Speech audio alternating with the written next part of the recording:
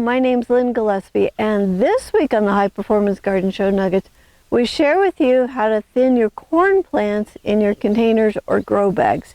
Here's a clip from the show. All right, we're here in the corn, and we got to get this thinned down to 3. I can't believe how well they've done. This is very unusual to get this good at germination, but we're just going to pull some of these up. Now last night I came through and I tasted some of the leaves, and at first it was just a little bit bitter, and then it was super sweet for a really long time. So if you don't mind a little bitter, these might be really good in your stir fry or in your smoothies.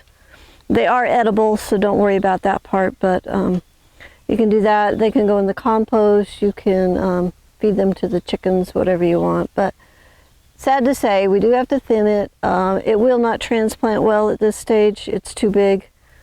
Corn does not like to be transplanted anyways. So thinning is the best thing that we can do.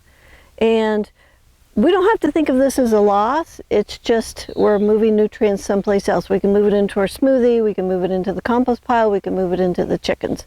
So we're not losing anything. We're just transporting that nutrient someplace else. And that's okay. This clip is from the High Performance Garden Show Year 10, Week 4. If you'd like to watch the whole show, it's free, it's online, and you can enroll on our website at thelivingfarm.org/high-performance-garden-show.